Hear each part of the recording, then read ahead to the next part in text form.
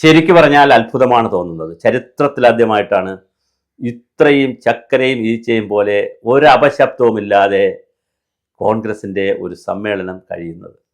എന്തെങ്കിലുമൊക്കെ അപശബ്ദങ്ങൾ അത് മുമ്പോ പിമ്പോ ശേഷമോ എപ്പോഴെങ്കിലും പത്രക്കുറിപ്പായിട്ടോ പത്രത്തിന് ബൈറ്റ് കൊടുത്തോ വരാറുണ്ട്. കാരണം എല്ലാം ഉള്ളൊരു പാർട്ടിയാണ് അതിനകത്ത്. സകലവരും ഭീമന്മാരും അർജുനന്മാരും യുധിഷ്ഠിരന്മാരും പിന്നെ ചാണക്യന്മാരും വലിയ ടീമാണ്. കൗരവരെയും പാണ്ഡവരെയും ഒന്നിച്ചെടുത്താൽ അത് ഒന്നിച്ചൊരിടത്ത് കാണണമെങ്കിൽ കോൺഗ്രസിൽ പോകണം എന്ന് പണ്ടാരോ പറഞ്ഞിട്ടുണ്ടായിരുന്നു. അതുപോലെ തന്നെ രാമനുമുണ്ട്, രാവണനുമുണ്ട്, അതിനകത്ത് ലക്ഷ്മണനുമുണ്ട്, എല്ലാവരും ഉണ്ട്, സീതയുമുണ്ട്, ശൂർപ്പണയുമുണ്ട്, എല്ലാം ഉള്ളൊരു സംവിധാനമാണ് കോൺഗ്രസ്.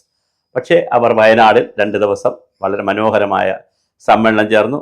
കനകുലു എന്ന് പറയുന്ന ബാംഗ്ലൂർക്കാരൻ്റെ ചില അയാൾ 4 വർഷമായിട്ട് കേരളത്തിലുണ്ട്. കേരളത്തിൽ പഠിച്ചുകൊണ്ട് അദ്ദേഹം 85-നും 90-നും ഇടയ്ക്ക് സീറ്റാണ് അദ്ദേഹം പ്രവചിക്കുന്നത്. അത് 100 സീറ്റാക്കുന്ന മാജിക് എങ്ങനെ എന്നുള്ളതാണ് വി ഡി സതീശൻ്റെ മാജിക്. അത് ലക്ഷ്യ 2026 എന്ന പേരിൽ ഒരു പ്രസൻറ്റേഷൻ തന്നെ അവിടെ നടത്തി. വളരെ മനോഹരമായിട്ടുള്ള അത് പുറത്ത് വന്നിരിക്കുന്ന ചാനലുകളിൽ പുറത്ത് വന്നിരിക്കുന്ന വാർത്തകളിൽ പുറത്ത് വന്നിരിക്കുന്നതനുസരിച്ച് 100 സീറ്റ് പിടിക്കും എന്നുള്ളതാണ്. പക്ഷെ 100 സീറ്റ് പിടിക്കാൻ ഉള്ള പ്രശ്നം എന്തെന്ന് വെച്ചാൽ 60 സീറ്റ് LDF നിന്ന് 60 സീറ്റ് പിടിക്കണം. അത്ര എളുപ്പമാണോ എന്നറിയില്ല. കാരണം ഒരു 5% വോട്ട് ഇങ്ങോട്ട് മാറിയാൽ 4-5% വോട്ടിലാണല്ലോ ഈ കളികളെല്ലാം വരുന്നത്. മാറിയാൽ ഇത്രയും സീറ്റ് മറിക്കാൻ പറ്റുമോ എന്നറിയില്ല. കാരണം ഒരുപാട് CPM MLA-മാരൊക്കെ അവരെ മണ്ഡലത്തിൽ കിഫ്ബി എന്നും അതുപോലെ തന്നെ മണ്ഡലം പല കാര്യങ്ങൾ പറഞ്ഞു നിൽക്കുന്നു. മാത്രമല്ല ഈ വരാൻ പോകുന്ന 29-ന്റെ ബഡ്ജറ്റിൽ, ജനുവരി 29-ന്റെ ബഡ്ജറ്റിൽ സമ്മാന പെരുമഴയായിരിക്കും. കൊടുക്കോ ഇല്ല എന്നുള്ളത് വേറെ വിഷയം. പക്ഷേ സമ്മാനങ്ങളുടെ കോരിച്ചൊരിയിലായിരിക്കും. അവർക്ക് ഓരോരുത്തർക്കും പുതിയ പുതിയ പദ്ധതികൾ. ഈ ഇടതുപക്ഷത്തിൻ്റെ ഏറ്റവും വലിയ പ്രത്യേകത എന്ന് പറഞ്ഞാൽ മനോഹരമായ പദ്ധതി വിഭാവനം ചെയ്യാൻ അറിയാം. അതിവികടമായിട്ടും വികൃതമായിട്ടും നടപ്പിലാക്കാനും അറിയാം. അത് രണ്ടും അറിയാമെന്നുള്ളൊരു സംവിധാനം. പറയുന്നതിനൊരു കുറവും കാണില്ല.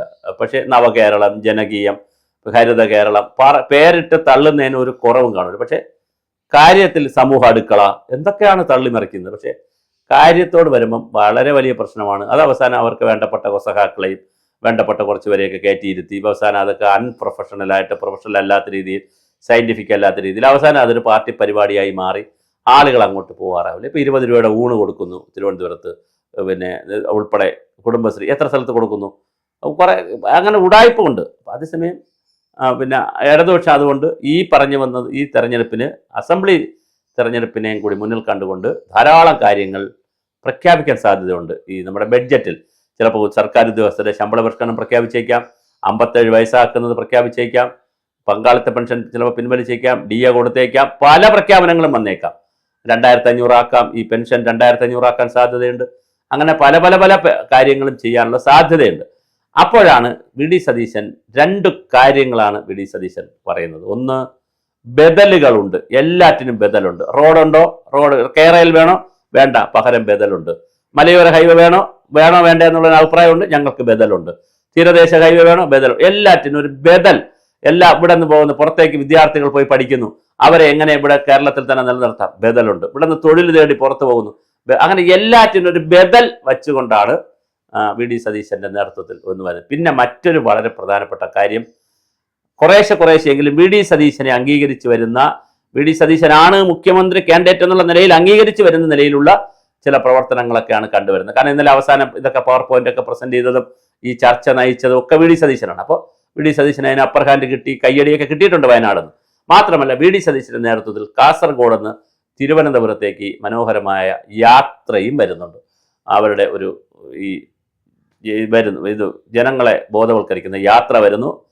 തിരുവനന്തപുരത്ത് 2 ദിവസത്തെ രാപ്പകൽ സമരം വരുന്നുണ്ട്. തൊഴിലുറപ്പിൻ്റെ വെട്ടിപ്പും തട്ടിപ്പും അല്ലെങ്കിൽ പുതിയ മഹാത്മാഗാന്ധിയുടെ പേരൊക്കെ മാറ്റിയതിനെതിരെ, തൊഴിലുറപ്പ് കേന്ദ്ര നയം മാറ്റിക്കൊണ്ടുവന്നതിനെതിരെ 2 ദിവസത്തെ രാപ്പകൽ സമരം വരുന്നുണ്ട്.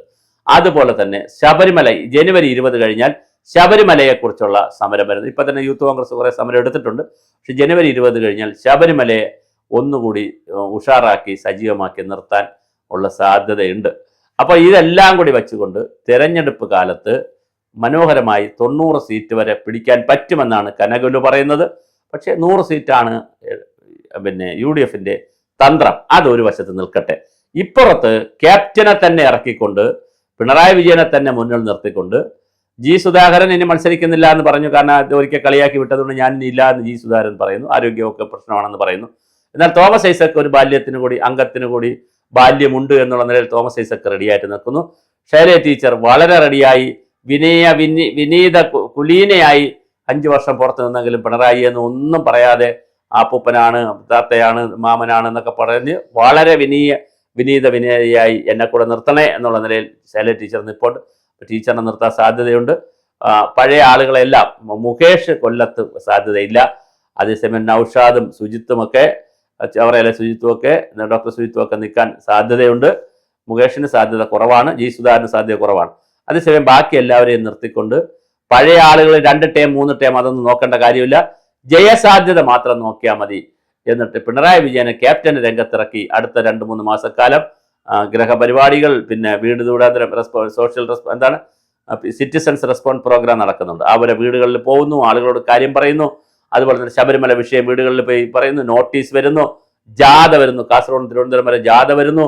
അങ്ങനെ വളരെ വലിയ രീതിയിൽ കേരള സമൂഹത്തെ, പിന്നെ ഇനി പരമാവധി ദിവസങ്ങളിൽ പത്രസമ്മേളനങ്ങൾ നടത്തുക. ഇതാണ് പിണറായി വിജയൻ ഇട്ടിരിക്കുന്ന പരിപാടി. പരമാവധി ദിവസങ്ങളിൽ പത്രസമ്മേളനങ്ങൾ നടത്തി ഈ പോറ്റിയുടെ പരിപാടി 1998 മുതൽ അവിടെ ഈ പോറ്റിയുടെ പരിപാടിയുണ്ട്. ഇപ്പോൾ സ്റ്റേറ്റ് കൊടുത്തിരിക്കുന്ന റിപ്പോർട്ട് അനുസരിച്ച് 1998 മുതൽ 2020 എന്ന് പറഞ്ഞാൽ 27 വർഷത്തെ, നമ്മൾ 2019 ഇപ്പൊ കേട്ടത്, പക്ഷെ 2019 തൊട്ടാണ് ഇപ്പൊ കേട്ടത്. പക്ഷെ അതല്ല, 1998 മുതലേ ശബരിമലയിൽ വിഷയമുണ്ട്. അപ്പോൾ 27 വർഷത്തെ കാര്യം ശബരിമലയിൽ അന്വേഷിക്കണം. അപ്പോൾ സ്വാഭാവികമായിട്ട് അതിനകത്ത് കോൺഗ്രസും കൂടെ വരും, അല്ലെങ്കിൽ കോൺഗ്രസിനും കൂടെ വരുത്താം എന്നുള്ള നിലയിലാണ് പിണറായി വിജയൻ നിൽക്കുന്നത്. അതുപോലെ തന്നെ ഇന്നലെ ലക്ഷ്യ നടത്തിയപ്പോൾ ഉടൻ തന്നെ വി ഡി സതീശനെതിരെ, അത് പക്ഷെ നനഞ്ഞ പടക്കമായിപ്പോയി. ഇതിങ്ങനെയാണോ ഇടുന്നത്? നേരത്തെ ഇട്ട് CBIക്ക് കൊടുക്കണ്ടേ? അപ്പോൾ അത് പിന്നെ അവരുടെ ഏജൻസി വന്ന് പറഞ്ഞു, ഇത് ഞങ്ങൾ FCRA ഉണ്ട്, കറക്റ്റാണ് ഞങ്ങളുടെ കാര്യങ്ങളെന്ന് ഏജൻസി വന്ന് പറഞ്ഞു. വി ഡി സതീശനും അത് പറഞ്ഞു കഴിഞ്ഞപ്പോൾ അതിനകത്ത് പൊളിഞ്ഞു, നനഞ്ഞ പടക്കമായിപ്പോയി. അത് CM ഓഫീസിൽ നിന്ന് ഓപ്പറേറ്റ് ചെയ്തത് ശരിയായില്ല. അപ്പോൾ അത് അങ്ങനെ ചില കുഴപ്പങ്ങളുണ്ട് ഈ ഗവൺമെന്റിന്. അവർ ഏത് കാര്യം എടുത്തിട്ടാലും ചിലത് നനഞ്ഞ പടക്കമായി പോകും, അത് പൊട്ടത്തില്ല.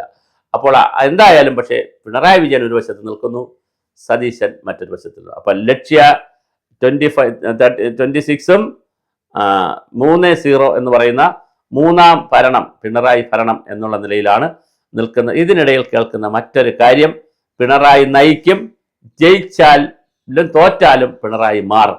ജയിച്ചാൽ അദ്ദേഹം മറ്റ് ഘടകങ്ങളിലേക്ക് പോകും, അദ്ദേഹം ലീവ്, ആരോഗ്യപരമായ കാര്യങ്ങളെല്ലാം അദ്ദേഹം മാറും. തോറ്റാൽ പിന്നെ പ്രശ്നമില്ല. അപ്പോൾ എന്തായാലും അദ്ദേഹം ഈ തെരഞ്ഞെടുപ്പോട് കൂടി ഇനി മുഖ്യമന്ത്രിയാകാനില്ല എന്നാണ്. പക്ഷെ അറിയാൻ പറ്റില്ല, അധികാരവും പണവും സമ്പത്തും കാമവും ലോഭവും മോഹവും ഒക്കെ മനുഷ്യനെ എന്നും ഹോണ്ട് ചെയ്യുന്നതാണ്. അതുകൊണ്ട് പിണറായി വിജയന് എത്ര വയസ്സ് വരെ, ചിലപ്പോൾ 90 വയസ്സ് വരെ നിർഭൻ ചക്രവർത്തി ഉണ്ട്, 90ാം വയസ്സിലാണ് നിർഭൻ ചക്രവർത്തി വന്നിരുന്നത്. അതുകൊണ്ട് വരില്ല എന്ന് നമുക്ക് പറയാൻ പറ്റില്ല. എന്തായാലും പിണറായി വേഴ്സസ് സതീശൻ, ആര് വാഴും ആര് വീഴും.